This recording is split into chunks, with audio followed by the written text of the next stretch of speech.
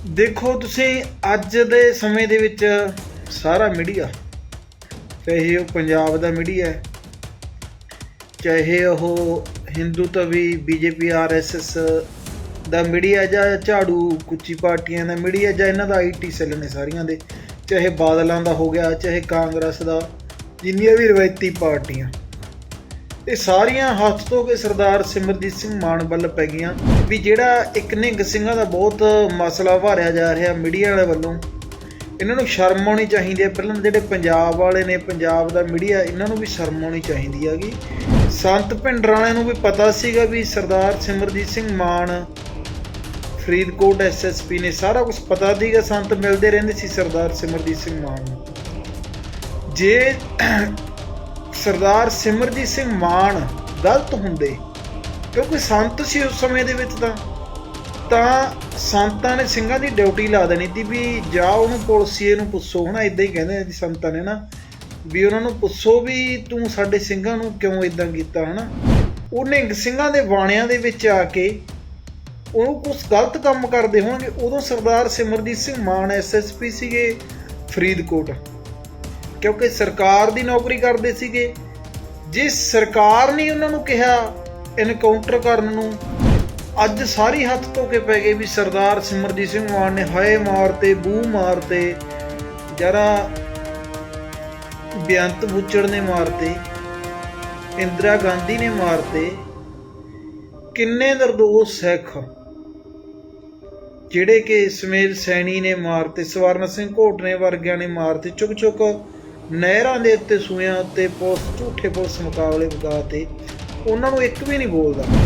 ਜਾਂ ਸਰਦਾਰ ਸਿਮਰਜੀਤ ਸਿੰਘ ਮਾਨ ਨੇ ਸਾਡੀਆਂ ਇਸ ਵਿਸ਼ੇ ਤੇ ਗੱਲਾਂ ਹੋਈਆਂ ਸੀ, ਉਹ ਕਹਿੰਦੇ ਅਸੀਂ ਪਹਿਲਾਂ ਉਹਨਾਂ ਨੂੰ ਸਮਝਾਇਆ ਸੀਗਾ, ਪਰ ਬਹੁਤ ਸ਼ਰਮਨਾਕ ਗੱਲਾਂ ਨੇ ਜਿਹੜੀਆਂ ਨਹੀਂ ਦੱਸ ਸਕਦੇ ਸੀ ਤੁਹਾਨੂੰ, ਜੋ ਉੱਥੇ ਉਹਨਾਂ ਨੇ ਕੀਤੀਆਂ ਸੀਗੀਆਂ।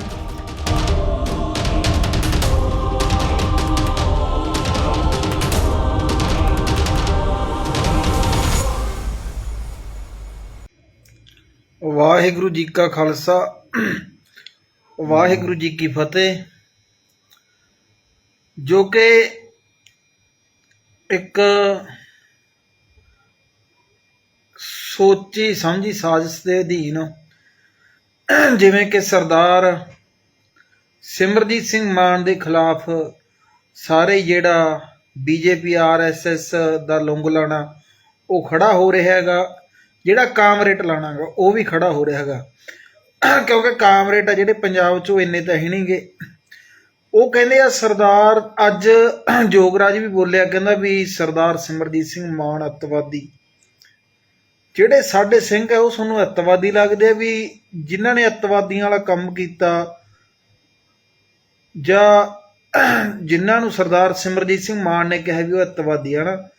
ਬਾਕੀ ਅਸੀਂ ਸਰਦਾਰ ਸਿਮਰਜੀਤ ਸਿੰਘ ਮਾਨ ਦੇ ਬਿਆਨ ਨਾਲ 100% ਸਹਿਮਤ ਹਾਂ ਵੀ ਬਾਕੀ ਜੋ ਸਰਦਾਰ ਸਿਮਰਜੀਤ ਸਿੰਘ ਮਾਨ ਮੈਂਬਰ ਆਫ ਪਾਰਲੀਮੈਂਟ ਲੋਕ ਸਭਾ ਸੰਗਰੂਰ ਤੋਂ, ਸੰਗਰੂਰ ਵਾਲਿਆਂ ਨੇ ਜਿੱਤੇ ਆ ਕੇ ਭੇਜਿਆ, ਸਰਦਾਰ ਸਿਮਰਜੀਤ ਸਿੰਘ ਮਾਨ ਆਪਣੇ ਸਟੈਂਡ ਤੇ ਅੱਜ ਵੀ ਕਾਇਮ ਖੜੇ ਆਗੇ।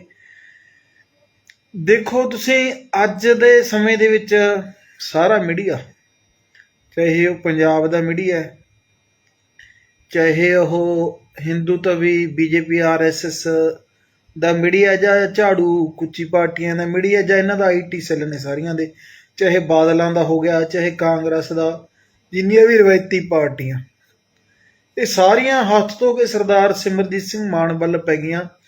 ਹੁਣ ਗੱਲ ਕਰਦੇ ਆ, ਮੈਂ ਗੱਲ ਇਹ ਇਸੇ ਵਿਸ਼ੇ ਤੇ ਲੇਵ ਹੋਇਆਗਾ ਮੈਂ, ਵੀ ਜਿਹੜਾ ਇੱਕ ਨਿਹੰਗ ਸਿੰਘਾਂ ਦਾ ਬਹੁਤ ਮਸਲਾ ਉਭਾਰਿਆ ਜਾ ਰਿਹਾ ਮੀਡੀਆ ਵਾਲੇ ਵੱਲੋਂ, ਇਹਨਾਂ ਨੂੰ ਸ਼ਰਮ ਆਉਣੀ ਚਾਹੀਦੀ ਹੈ। ਪਹਿਲਾਂ ਜਿਹੜੇ ਪੰਜਾਬ ਵਾਲੇ ਨੇ, ਪੰਜਾਬ ਦਾ ਮੀਡੀਆ, ਇਹਨਾਂ ਨੂੰ ਵੀ ਸ਼ਰਮ ਆਉਣੀ ਚਾਹੀਦੀ ਹੈਗੀ। ਵੀ 1979 ਦੀ ਗੱਲ ਕਰਦੇ ਆਪਾਂ, 1984 ਦੇ ਵਿੱਚ ਸੰਤ ਭਿੰਡਰਾਂਵਾਲੇ ਸ਼ਹੀਦ ਹੋਏ ਨੇ। ਉਦੋਂ ਤਾਂ ਸੰਤ ਭਿੰਡਰਾਂਵਾਲੇ ਹੈਗੇ ਸੀਗੇ।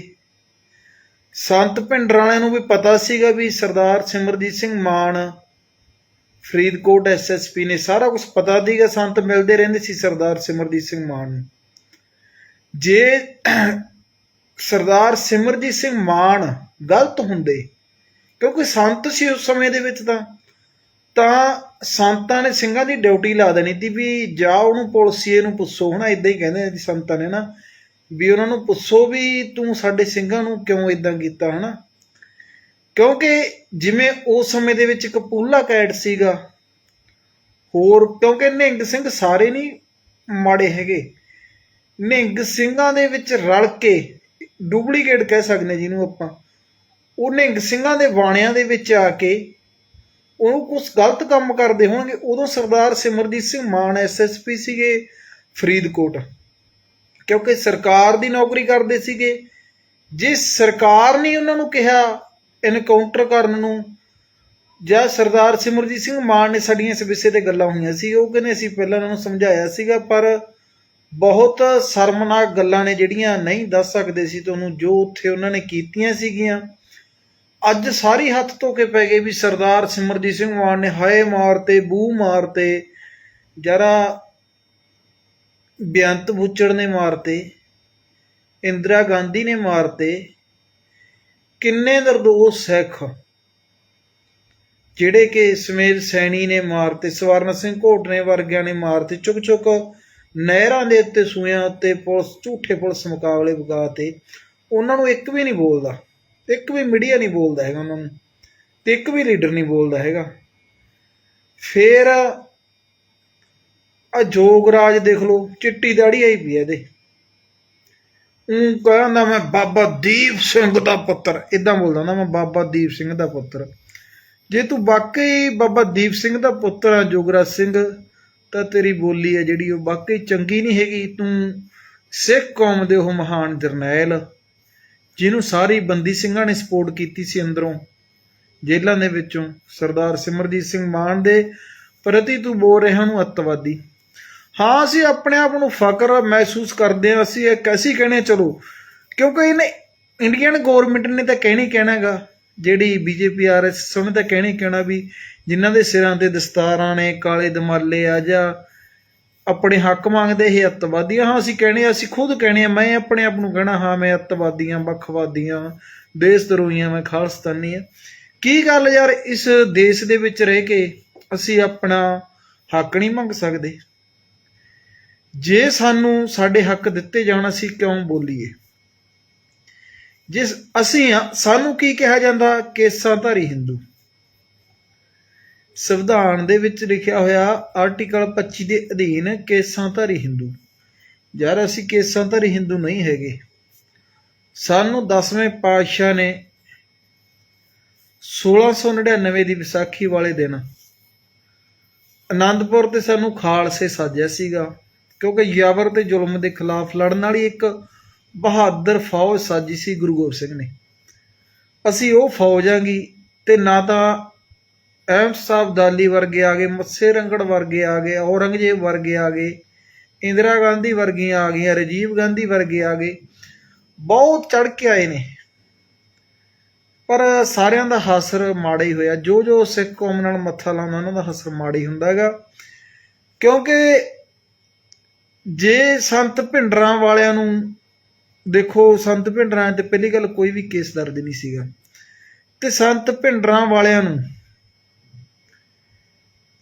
ਜਿਹੜੇ ਕਹਿੰਦੇ ਆ, ਜਦੋਂ ਵੀ ਇਸ ਹਿੰਦੂ ਤੋਂ ਵੀ ਗੌਰਮੈਂਟ ਦਾ ਮੀਡੀਆ ਜਾਂ ਉਹ ਕਹਿ ਦਿੰਦਾ ਗਾ ਵੀ ਸੰਤ ਭਿੰਡਰਾਂ ਵਾਲੇ ਅੱਤਵਾਦੀ, ਜਾਂ ਜਿਹੜੇ 84 ਸਿੰਘ ਸੀ ਉਹ ਅੱਤਵਾਦੀ ਆ ਨਾ, ਇੱਦਾਂ ਦੀਆਂ ਗੱਲਾਂ ਬੋਲਦੇ ਨਾ ਉਹ। ਪਰ ਜਿਹੜੇ 84 ਦੇ ਵਿੱਚ ਕੀ, ਜਿਹੜੇ ਸਾਡੇ ਸਿੰਘ ਸਾਡੇ ਕੌਮੀ ਘਰ ਖਾਲਿਸਤਾਨ ਲਈ, ਜਾਂ ਸਾਡੇ ਗੁਰੂ ਗ੍ਰੰਥ ਸਾਹਿਬ ਜੀ ਦੇ ਅਦਬ ਸਤਿਕਾਰ ਲਈ, ਜਾਂ ਸਾਡੇ ਸਿੰਘਾਂ ਨੇ ਬੰਦ ਕਟਾਏ, ਕਿੱਦਾਂ ਵੀ ਸਾਡੇ ਸਿੰਘਾਂ ਨੇ ਆਪਣੇ ਕੌਮੀ ਘਰ ਖਾਲਿਸਤਾਨ ਲਈ ਜਾਂ ਆਪਣੀ ਸਿੱਖੀ ਦੀਆਂ ਪਰੰਪਰਾ ਅਨੁਸਾਰ ਸ਼ਹੀਦੀਆਂ ਦਿੱਤੀਆਂ ਨੇ ਜਿਨ੍ਹਾਂ ਨੇ, ਉਹਨਾਂ ਨੂੰ ਜਦੋਂ ਤੁਸੀਂ ਅੱਤਵਾਦੀ ਕਹਿੰਦੇ ਹੋ ਨਾ, ਸਾਡੇ ਉਦੋਂ ਵੀ ਸਾਡੇ ਹਿਰਦੇ ਬਲੂੰਦਰੇ ਜਾਂਦੇ ਹੈਗੇ, ਸਾਡੇ ਵੀ ਉਹਨੂੰ ਜ਼ਖਮਾਂ ਤੇ ਜਿਹੜਾ ਲੂਣ ਆ ਉਹ ਭੁਗਦੇ ਹੋ ਤੁਸੀਂ। ਜਦੋਂ ਹੁਣ ਜੇ ਪਾਰਲੀਮੈਂਟ ਆ, ਇੰਡੀਅਨ ਪਾਰਲੀਮੈਂਟ ਦੇ ਵਿੱਚ ਭਗਤ ਸਿੰਘ ਨੂੰ ਸ਼ਹੀਦ ਦਾ ਦਰਜਾ ਨਹੀਂ ਦਿੱਤਾ ਹੋਇਆ। ਭਗਵੰਤ ਮਾਨ ਜੀ ਮੌਜੂਦਾ ਮੁੱਖ ਮੰਤਰੀ ਨੇ, 7 ਸਾਲ MP ਰਹਿ ਗਏ। ਕੀ ਗੱਲ ਜੀ, ਉਹਨਾਂ ਦਾ ਹੱਕ ਨਹੀਂ ਬਣਦਾ ਸੀਗਾ? ਫਿਰ ਜੇ ਤੁਸੀਂ ਕਹਿੰਦੇ ਨਾ ਸ਼ਹੀਦ ਤੁਹਾਡਾ ਕਾਮਰੇਟੋ, ਫਿਰ ਭਗਵੰਤ ਮਾਨ ਨੇ ਕਿਉਂ ਨਹੀਂ ਸ਼ਹੀਦ ਦਾ ਦਰਜਾ ਦਿਵਾਇਆ? ਕਿਉਂਕਿ ਜਿਹੜਾ ਪੰਜਾਬ ਦਾ ਨੌਜਵਾਨ ਆ ਉਹ ਜਾਗ ਚੁੱਕਿਆ ਗਾ। ਜਿਹੜੇ ਪੰਜਾਬ ਦੇ ਨੌਜਵਾਨ ਨੇ ਜਾਂ ਬਾਈ ਦੀਪ ਸਿੱਧੂ ਦੀ ਸੋਚ ਤੇ ਚੱਲਦੇ ਸੀ, ਸੰਤ ਭਿੰਡਰਾਂ ਦੀ ਸੋਚ ਤੇ, ਜਾਂ ਜਿਵੇਂ ਬਾਈ ਮੂਸੇ ਵਾਲਾ ਸੀਗਾ, ਕਿਉਂਕਿ ਅਸੀਂ ਕਾਹਨ ਸਿੰਘ ਵਾਲਾ ਮੂਸੇ ਵਾਲੇ ਨੂੰ ਮਿਲ ਕੇ ਆਏ ਸੀਗੇ ਇੱਕ ਦਿਨ ਹੀ ਪਹਿਲਾਂ। ਬਹੁਤ ਦੁੱਖ ਹੋਇਆ ਜਦੋਂ ਸਾਨੂੰ ਇਹ ਖਬਰ ਹੋਈ ਵੀ ਯਾਰ ਕੀ ਹੋ ਗਿਆ, ਹਨਾ। ਦੇਖੋ, ਮੂਸੇ ਵਾਲੇ ਦਾ ਬਾਈ ਦਾ ਕਤਲ ਕਿਹਨੇ ਕਰਵਾਇਆ? ਸਟੇਟ ਨੇ। ਜਿਹੜੇ ਪਹਿਲਾਂ ਚੱਕੇ ਸੀ ਉਹਨਾਂ ਦਾ ਐਨਕਾਊਂਟਰ ਨਹੀਂ ਕੀਤਾ ਗਾ। ਪੰਜਾਬ ਵਾਲਿਆਂ ਦੇ ਕਿਉਂ ਕਰਦੇ ਨੇ? ਸੋਚਣਾ ਪਊਗਾ ਆਪਾਂ ਨੂੰ। ਬਹੁਤ ਡੂੰਘੇ ਮਸਲੇ ਨੇ ਵੀ ਜਿਹੜੇ ਪੰਜਾਬ ਦੇ ਨੌਜਵਾਨਾਂ ਦਾ ਐਨਕਾਊਂਟਰ ਕਿਉਂ ਕੀਤਾ ਜਾਂਦਾ ਗਾ। ਬਿਲਕੁਲ ਵੀਰੇ, ਗੁਰਪ੍ਰੀਤ ਕੁੱਤੇ ਬਿੱਲੇ ਨਾਲ, ਹਾਂ ਚਲੋ ਇਹਨਾਂ ਨੇ ਜ਼ੋਰ ਲਾਉਣਾ, ਲਾਈ ਜਾਣ ਦੋ, ਪਰ ਜਿਹੜੀ ਸਾਡੀ ਸੋਚ ਆ ਉਹ ਸੰਤ ਭਿੰਡਰਾਂ ਵਾਲਿਆਂ ਦੀ ਸੋਚ ਦੇ ਉੱਤੇ ਪਹਿਰਾ ਦੇ ਰਹੀ ਹੈਗੀ। ਨਾ ਤਾਂ ਅਸੀਂ ਭਗਤ ਸਿੰਘ ਨੂੰ ਅੱਜ ਸ਼ਹੀਦ ਮੰਨੀਏ, ਨਾ ਮੰਨੀਏ ਕੱਲ ਉਹ ਹੀਰੋ ਹੂ ਜਿਨ੍ਹਾਂ ਦਾ ਹੈਗਾ, ਪਰ ਸਾਡੇ ਹੀਰੋ 20ਵੀਂ ਸਦੀ ਦੇ ਮਹਾਨ ਜਰਨੈਲ ਸੰਤ ਬਾਬਾ ਜਰਨੈਲ ਸਿੰਘ ਖਾਲਸਾ ਭਿੰਡਰਾਂ ਵਾਲੇ, ਜਰਨਲ ਸਵੇਗ ਸਿੰਘ, ਬਾਬਾ ਠਾਰਾ ਸਿੰਘ, ਅਮਰੀਕ ਸਿੰਘ, ਹੋਰ ਵੀ ਅਨੇਕਾਂ ਸਿੰਘ ਸਿੰਘਣੀਆਂ ਸ਼ਹੀਦ ਨੇ ਜਿਹੜੇ 84 ਦੇ ਵਿੱਚ ਸ਼ਹੀਦ ਹੋਏ ਨੇ। 84 ਤੋਂ ਬਾਅਦ 47 ਦੇ ਵਿੱਚ, 47 ਤੋਂ ਬਾਅਦ ਸ਼ਹੀਦ ਹੋਏ ਨੇ ਜਿਹੜੇ, ਉਹ ਨੇ ਸਾਡੇ ਅਸਲੀ ਰੋਲ ਮਾਡਲ। ਦਾ ਜਿਹੜੇ 84 ਦੇ ਵਿੱਚ ਅਟੈਕ ਹੋਇਆ ਉਹ ਸਾਡੇ ਸਿੰਘ ਅਸਲੀ ਰੋਲ ਮਾਡਲ ਨੇ ਜਿਹੜੇ ਸਿੱਖ ਕੌਮ ਦੇ, ਉਹ ਨੇ। ਜੇ ਭਗਤ ਸਿੰਘ ਆ, ਜਿਹੜਾ ਭਗਤ ਸਿੰਘ ਹੋਊਗਾ ਇੰਡੀਆ ਦਾ ਹੋਊ, ਆਰੀਆ ਸਮਾਜ ਦਾ ਸ਼ਹੀਦ ਹੋਊਗਾ, ਇੰਡੀਅਨ ਸਟੇਟ ਦਾ ਸ਼ਹੀਦ ਹੋਊਗਾ, ਪਰ ਇੰਡੀਅਨ ਸਟੇਟ ਮੰਨ ਨਹੀਂ ਰਹੀ ਉਹਨੂੰ। ਇੰਡੀਅਨ ਸਟੇਟ ਮੰਨ ਨਹੀਂ ਰਹੀ ਨਾ ਉਹਨੂੰ। ਇੰਡੀਅਨ ਸਟੇਟ ਨੂੰ ਵੀ ਖੁਦ ਪਾਰਲੀਮੈਂਟ ਦੇ ਵਿੱਚ ਲਿਖ ਕੇ ਦੇਵੇ ਨਾ ਵੀ ਭਗਤ ਸਿੰਘ ਸ਼ਹੀਦ ਹੈ, ਨਹੀਂ ਕਹਿੰਦੀ। ਕਿਉਂਕਿ ਸਰਦਾਰ ਸਿਮਰਜੀਤ ਸਿੰਘ ਮਾਨ ਇੱਕ ਪੜ੍ਹੇ ਲਿਖੇ IPS ਅਫਸਰ ਨੇ। ਉਹ ਜਦੋਂ ਵੀ ਕੋਈ ਵੀ ਬਿਆਨ ਦਿੰਦੇ ਆ ਨਾ, ਉਹ ਬਹੁਤ ਹੀ ਸੋਚ ਸਮਝ ਕੇ ਦਿੰਦੇ ਆ। ਕੋਈ ਐਵੇਂ ਪਾਣੀ 'ਚ ਡਾਂਗਾ ਨਹੀਂ ਮਾਰਦੇ ਵੀ ਸੜਤੀ ਜਿਵੇਂ ਸੁੱਖਾ ਮਾਰੀ ਜਾਂਦਾ ਗੱਪ। ਅੱਜ ਭਗਵੰਤ ਮਾਨ ਮਾਰੀ ਜਾਂਦਾ, ਕਹਿੰਦਾ ਅਮਰੀਕਾ ਵਾਲੇ ਵੀ ਕਹਿੰਦੇ ਆ ਕਲੀਨਿਕ ਦੇਖਣੇ ਆ ਅਸੀਂ। ਅਮਰੀਕਾ ਤੋਂ ਕਦੇ ਵੀ ਤੁਸੀਂ ਅੱਗੇ ਨਹੀਂ ਲੰਘ ਸਕਦੇ, ਕਿਉਂਕਿ ਜਿਹੜਾ ਅਮਰੀਕਾ ਉਹ ਪਾਵਰਫੁਲ ਦੇਸ਼ ਹੈਗਾ। ਅਮਰੀਕਾ ਤੋਂ ਕਦੇ ਵੀ ਇੰਡੀਆ ਅੱਗੇ ਨਹੀਂ ਲੰਘ ਸਕਦਾ। ਪੰਜਾਬ ਲੰਘ ਸਕਦਾ ਉਹ, ਪਰ ਕਦੋਂ ਲੰਘ ਸਕਦਾ?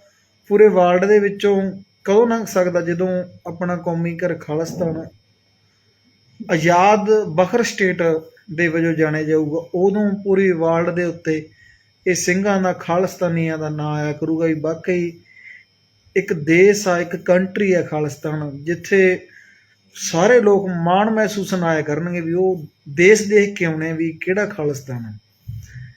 ਸੋ ਵੀਰੋ, ਜਿੰਨਾ ਵੀ ਮੀਡੀਆ ਵਾਲਿਆਂ ਨੇ ਇਹ ਪ੍ਰੋਪੋਗੰਡਾ ਚਲਾਇਆ ਹੋਇਆ, ਇਹਨਾਂ ਤੇ ਵਿਸ਼ਵਾਸ ਨਾ ਕਰੋ। ਦੱਬ ਕੇ ਰੱਖੋ ਕਿੱਲੀ ਠੋਕ ਕੇ।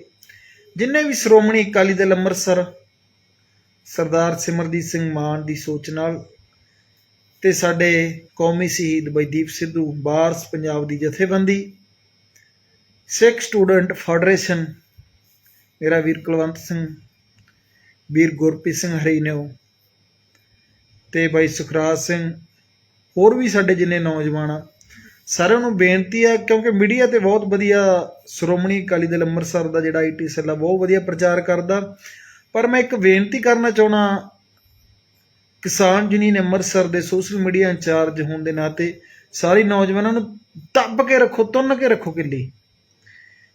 ਇੱਕ ਜਦੋਂ ਕੋਈ ਵੀ ਸਿੰਘ ਕਿਤੇ ਵੀ ਕਿਸੇ ਨੂੰ ਕੋਈ ਵੀ ਜਵਾਬੀ ਕਾਰਵਾਈ ਨਾ ਦਿਓ, ਕਿਉਂਕਿ ਬਾਈ ਦੀਪ ਵੀ ਪਹਿਲਾਂ ਹੀ ਕਹਿ ਗਿਆ ਸੀ ਭੇਡਾਂ ਸਮਝਾਈਆਂ ਜਾ ਸਕਦੀਆਂ ਵੀ ਸਮਝਾਈਆਂ ਨਹੀਂ ਜਾ ਸਕਦੀਆਂ, ਮੁੰਨੀਆਂ ਜਾ ਸਕਦੀਆਂ। ਵੀ ਜਿੱਥੇ ਵੀ ਕੋਈ ਵੀ ਗੱਲ ਆਉਂਦੀ ਹੈਗੀ, ਸਰਦਾਰ ਸਿਮਰਜੀਤ ਸਿੰਘ ਮਾਨ ਦੀ ਵਾਹ ਵੱਲ ਕੋਈ ਵੀ ਦੇਖਦਾ ਤਾਂ ਉਹਨੂੰ ਪਹਿਲਾਂ ਪਿਆਰ ਨਾਲ, ਕਾਨੂੰਨ ਦੇ ਤਰੀਕੇ ਨਾਲ ਸਮਝਾਓ। ਜੇ ਉਹ ਕਾਨੂੰਨੀ ਤਰੀਕੇ ਨਾਲ ਨਹੀਂ ਸਮਝਦਾ, ਫਿਰ ਉਸ ਤੋਂ ਬਾਅਦ ਆਪਣੀਆਂ ਸਿੰਘ ਪਰੰਪਰਾ ਦੇ ਹਿਸਾਬ ਨਾਲ ਉਹਨੂੰ ਸਜ਼ਾ ਦਿੱਤੀ ਜਾ ਸਕਦੀ ਹੈਗੀ। ਇੱਕ ਆ ਭਾਟ ਆ ਜਸਵੰਤ ਭਾਟ ਆ, ਜਿਹਨਾਂ ਕਿ ਇੱਕ ਕ੍ਰਿਮੀਨਲ ਹੈ, ਚੋਰੀਆਂ ਡਕੈਤੀਆਂ ਠੱਗੀਆਂ ਦੇ ਕੇਸ ਵਿੱਚ ਕ੍ਰਿਮੀਨਲ ਆ। ਉਹ ਵੀ ਜਿਵੇਂ ਮੰਡ ਪਾਉਂਦਾ ਗੁਰਸਿਮਰਨ ਮੰਡ ਵੀਡੀਓ, ਉਵੇਂ ਉਹ ਪਾ ਆਉਂਦਾ ਬੰਦ ਕਮਰੇ 'ਚ, ਪਰ ਉਹ ਜਿਹੜਾ ਘਰ ਨੱਪਿਆ ਹੋਇਆ ਗਾ ਉਹਦਾ, ਉਹਦੇ ਪਿੰਡ, ਉਹਦੇ ਬਰਾਦਰ ਦਾ ਨੱਪਿਆ ਹੋਇਆ। ਪਰ ਭਾਟਾ ਜੀ ਤੁਸੀਂ ਕਿੱਥੇ ਮਰਜੀ ਭੱਜ ਲਓ, ਜਿੰਨੇ ਵੀ ਅਸੀਂ ਖੁੱਲਾ ਚੈਲੰਜ ਹੈ, ਡਿਬੇਟ ਕਰੋ ਸਰਦਾਰ ਸਿਮਰਜੀਤ ਸਿੰਘ ਮਾਨ ਨਾਲ, ਬੈਠੋ ਸਾਰੇ ਚੈਨਲਾਂ ਤੇ, ਸੱਦੋ ਇੱਕ ਦਿਨ ਸੱਥ ਦੇ ਵਿੱਚ, ਸਾਰਿਆਂ ਨੂੰ ਪਤਾ ਲੱਗ ਜੂ ਸ਼ਹੀਦ ਭਗਤ ਸਿੰਘ ਕੌਣ ਸੀ, ਕੀ ਸੀਗਾ। ਇੱਕ ਆਏ ਬੀਬੀ ਟੀਨਾ, ਪਤਾ ਨਹੀਂ ਮੀਨਾ, ਦਿੱਲੀ ਦੀ ਜਨਰਲ ਸਕੱਤਰ ਬੀਜੇਪੀ ਦੀ, ਉਹ ਵੀ ਬਹੁਤ ਬੁੜਕਦੀ ਸੀਗੀ, ਉਹਦੀ ਤਾਂ ਬੋਲਤੀ ਬੰਦ ਕਰਾਤੀ, ਉਹਦੇ ਉੱਤੇ ਪਰਚਾ ਦਰਜ ਹੋ ਗਿਆ। ਤੇ ਹੋਰ ਵੀ ਕਈ ਕਹਿੰਦੇ ਨਾ ਮਾਨ ਸਾਹਿਬ ਤੇ ਸੰਗਰੂਰ ਦੇ ਵਿੱਚ ਫਿਰਦੇ ਦੀ 5-4 ਲੇਲੜੀਆਂ ਕੱਢਦੇ ਕਾਮਰੇਡ, ਅੱਡੋ ਅੱਡੀ ਸ਼ਹਿਰਾਂ 'ਚ ਫਿਰਦੇ ਨੇਗੇ, ਕਹਿੰਦੇ ਮਾਨ ਤੇ ਅਸੀਂ ਪਰਚਾ ਕਰਾਉਣਾ। ਸਰਦਾਰ ਸਿਮਰਜੀਤ ਸਿੰਘ ਮਾਨ ਇਸ ਕੇਸ ਦੇ ਵਿੱਚੋਂ ਬਾਇਜ਼ਤ ਬਰੀ ਹੋਏ ਨੇ, ਇਹ ਤੁਹਾਨੂੰ ਸੋਚਣਾ ਚਾਹੀਦਾ।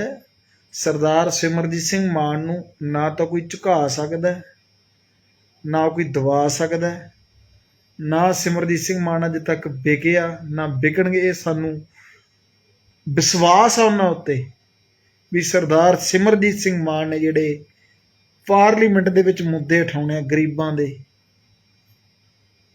ਪਛੜੇ ਹੋਏ ਲੋਕਾਂ ਦੇ, ਜਾਂ ਜਿਹੜੇ ਬਿਲਕੁਲ ਹੀ ਕਹਿ ਲਓ ਵੀ ਖਤਮ ਹੋਏ ਨੇ, ਜਿਨ੍ਹਾਂ ਦਾ ਕੋਈ ਰਹਿਣ ਬਸੇਰਾ ਨਹੀਂ ਗਾ, ਦਬਲੇ ਕੁਚਲੇ ਲੋਕਾਂ ਦੇ, ਸਿੱਖ ਕੌਮ ਦੇ, ਪੰਜਾਬੀਆਂ ਦੇ ਪਾਰਲੀਮੈਂਟ ਦੇ ਵਿੱਚ ਮੁੱਦੇ ਉਠਾਉਣੇ ਆ। ਪਾਣੀਆਂ ਦਾ ਮੁੱਦਾ ਹੋ ਗਿਆ, ਬੰਦੀ ਸਿੰਘਾਂ ਦੀ ਰਿਹਾਈ ਹੋ ਗਈ, ਗੁਰੂ ਗ੍ਰੰਥ ਸਾਹਿਬ ਦੀਆਂ ਬੇਅਦਬੀਆਂ ਦੇ ਜਿਹੜੇ ਦੋਸ਼ੀ ਨੇ ਉਹਨਾਂ ਦੀਆਂ ਗ੍ਰਿਫਤਾਰੀਆਂ ਦੇ ਸੰਬੰਧ ਦੇ ਵਿੱਚ, 328 ਸਰੂਪ ਜਿਹੜੇ ਚੋਰੀ ਹੋਏ ਉਹਦੇ ਸੰਬੰਧ ਦੇ ਵਿੱਚ, ਹੋਰ ਵੀ ਪੰਜਾਬ ਦੇ ਬਹੁਤ ਸਾਰੇ ਮਸਲੇ ਆ ਜਿਹੜੇ ਸਾਡੇ ਸਿੰਘ ਬੈਠੇ 25-25 30 ਸਾਲ ਤੋਂ ਜੇਲ੍ਹਾਂ ਦੇ ਵਿੱਚ, ਉਹ ਵੀ ਆਵਾਜ਼ ਜਿਹੜੀ ਪਾਰਲੀਮੈਂਟ 'ਚ ਬੁਲੰਦ ਕਰਨੀ ਆ।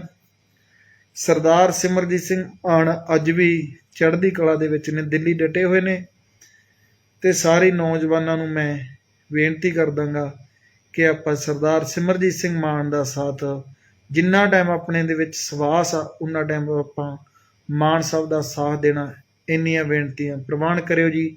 ਵਾਹਿਗੁਰੂ ਜੀ ਕਾ ਖਾਲਸਾ।